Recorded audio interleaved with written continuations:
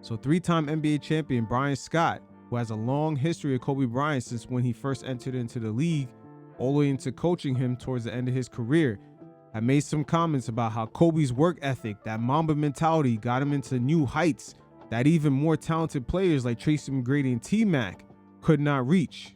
And in this segment, we're going to get into it, as this is multi-layered. Not only it reveals the true greatness of Kobe Bryant, but it also ties into something that the fans have always talked about, whether it be in the high school gyms, the barbershops, the lounges, at work, etc. As to why the careers of Tracy McGrady and Vince Carter sort of left the feelings that things fell short when it came to competing on the highest level. Vince Carter had a level of athleticism you can't really coach, mix that in with great offensive talent, and Tracy McGrady was equally as gifted, minus the athleticism, but he couldn't get past the first round being the leader of three teams, the Raptors, Magic, and the Houston Rockets. So with them making a lot of noise in the early 2000s, it kind of felt like the Penny Hardaway effect, minus the injury, because we never got to see these guys go deep into the playoffs consistently and perhaps make an NBA Finals. Byron Scott a few years ago originally made comments about how Kobe's work ethic got him past guys who were more talented, such as Tmac, Tracy McGrady, and there's another name I'm gonna throw out there that some of us might get uncomfortable with, but it is the truth, Allen Iverson. We're in a very interesting landscape today with this media environment where you can hear directly from the players, and some of the sentiments that have always been felt behind the scenes sometimes come out. But we're going to get into it. As first, we're going to hear from Byron Scott as he talks about playing with a young 17, 18-year-old Kobe just coming into the league, assessing his talent level at the moment, and his mentality, that Mamba mentality, that eventually getting him past certain guys, almost leaving them as an afterthought that were more talented than him. Again, we're going to go through this layer by layer before we hear the response of Tmac and then Byron Scott. There's definitely a lot of nuances in between the lines to this story. Well, those last 2 years of coaching Kobe was, and I tell people, even though we didn't win, we had such a young team and we were rebuilding, it was two of the most fun years I've had coaching. Yeah. Because again, we got reconnected, and we got reconnected on a different level, because now he's not that kid anymore. The maturation of Kobe Bryant went from that kid to this young man to this icon. Yeah. You know what I'm saying? And I was able to see all of that and be a part of the beginning and a part of the end. Just watching from afar, from the middle, and just watching how he's grown into this player that I thought he could be, or thought he would be, but he even surpassed a lot of the things that I thought he would be able to do in the NBA. One of our conversations, we sitting on the bench, and I said, "What do you want to accomplish in this league?" He said, "I want to be one of the greatest players of all time." Now, he said that while you were coaching. No, he said that while I was playing. Playing with him. So a 17-year-old kid. Yeah. I want to be one of the greatest players of all time.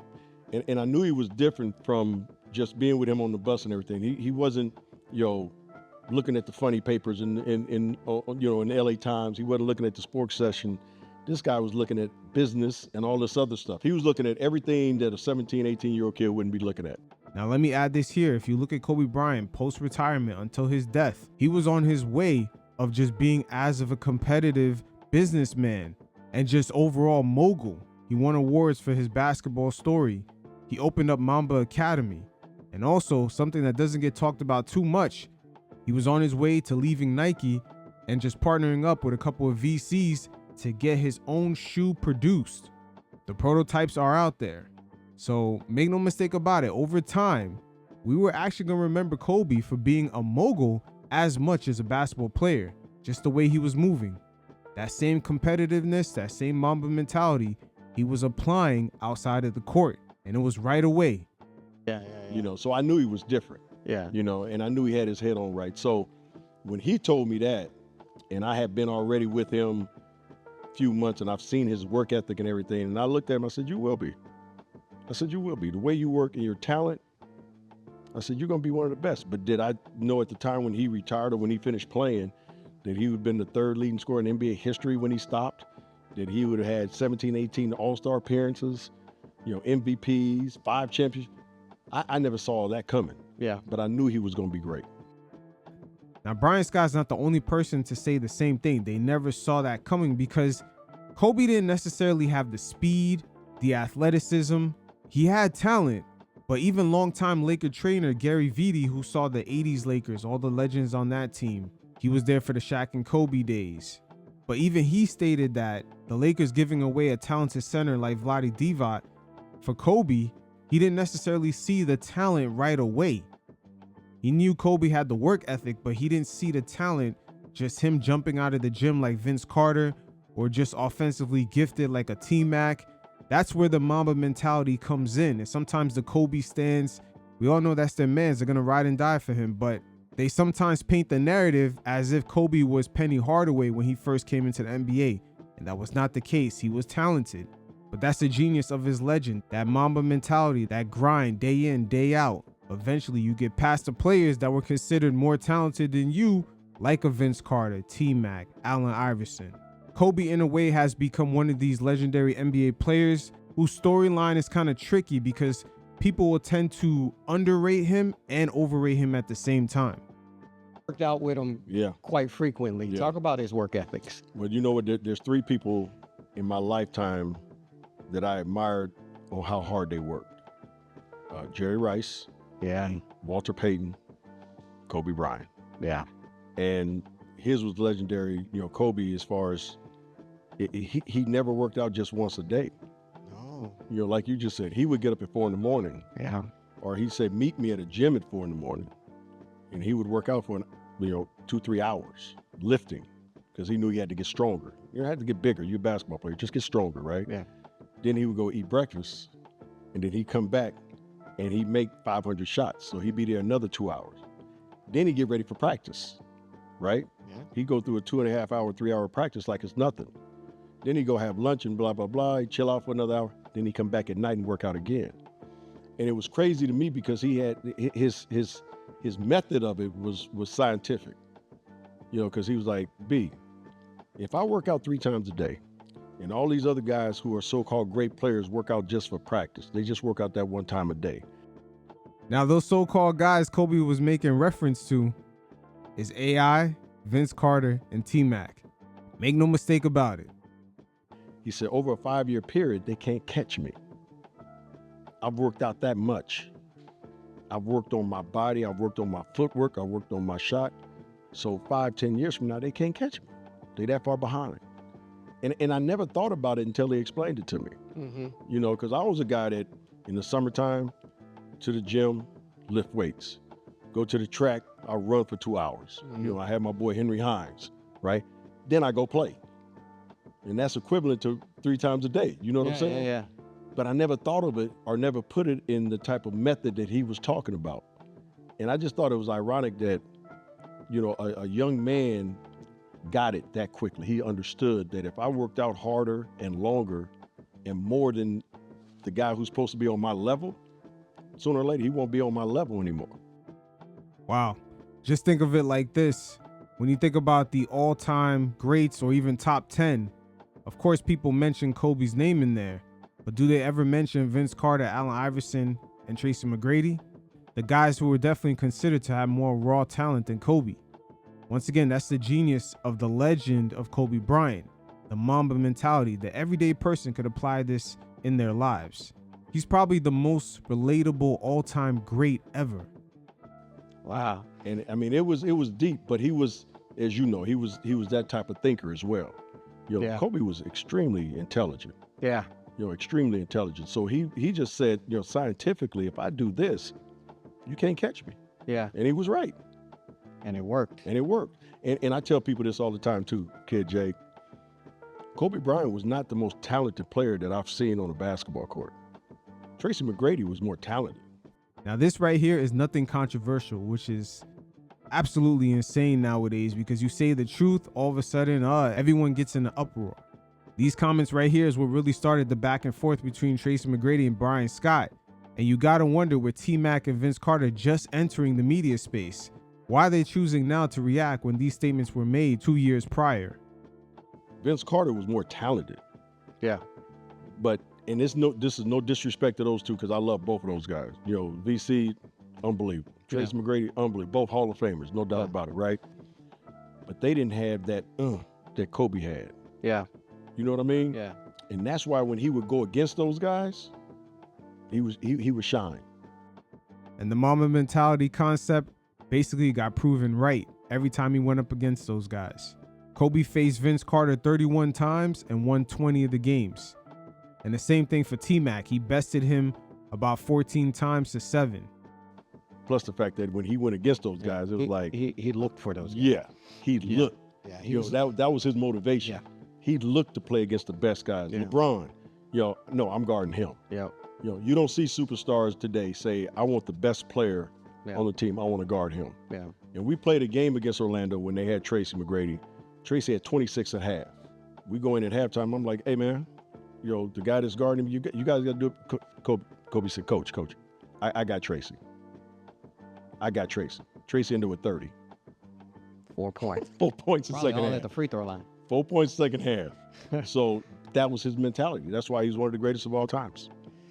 Now keep in mind, during that era when Tmac had dropped to 26 points at halftime, most of those games ended with a final score of just 78 to 80 or 76 to 73. You had to have been one hell of a player to drop 26 points at half in such a physical era of the NBA, which is the early 2000s. That's how much raw talent Tmac had. But again, fast forward in recent times, Tmac must have been made aware of these comments, and he stated some people don't know how dumb that shit sounds. And of course, Brian Scott is going to respond. That's the beautiful thing about all these guys having their own mediums to get their voices out. But Brian Scott isn't saying anything crazy that hasn't always been said about Tmac. Many NBA fans have always heard the rumors of Tmac just being so talented that if he practiced just a little harder, he would get much further. You gotta love the current day media landscape, because right here, Brian Scott goes 10 toes down and confirms it. Who are the some people you talking about? For real. Who's the some people you talking about? And then How do you take it? Are you taking it that he's referring to you, or is he referring it to? I'm not taking it anywhere. I'm just saying be more specific. If you're talking about me, these say punks me. ain't gonna be specific. Right, which is cool. And I ain't never had a problem with Tmac. But the other thing I would say, which is one of my boys' favorite lines, stop me when I'm lying. Yeah. Facts. Stop me Stop when me when I'm lying. You are talented as hell. I've never said nothing different than that. Vince, talented as hell. What I'm saying is Kobe worked harder than anybody I've ever seen and got more out of his body and his self than any player I've ever seen. That's what made him the Black Mamba, Yeah. right? I ain't taking a diss at Tmac or VC. Both of those guys, I love both of them as basketball players, as people. They're unbelievable. They're Hall of Famers. But bro, if you gonna say something, say it. All I'm saying is that man got every little bit, every ounce out of his body more than any athlete I've ever seen in my life. That's all I'm saying. The tank was empty. Okay. And he said it when his The last tank game. was I left empty. everything on the floor when I played this game. I gave These this game guys- everything I got. Man, let me tell you something. These guys get very emotional when they hear certain things that they don't like. Vince Carter jumps way higher than Kobe. We know that. Without a doubt. T-Mac, for lack of better words, probably had a better bag than Kobe. And the name right here they will never mention and want to say out loud because he is a beloved player. I gotta throw Bubba Chuck in there. Matter of fact, Allen Iverson even told the story himself of Kobe picking him up at the airport when the 76ers had to play the Lakers. And AI was about to go hang out, and Kobe said he's going to the gym. Once again, when we mention the all-time greats, especially when people get into these top 10 conversations, Kobe Bryant's name is usually brought up. But when you look at the talent level, it's amazing how VC, Allen Iverson, and Tmac are not necessarily nowhere near that. They definitely did not even finish top 20. But to Byron's point, why didn't y'all become Kobe? In the grand scheme of things, where his legend grew.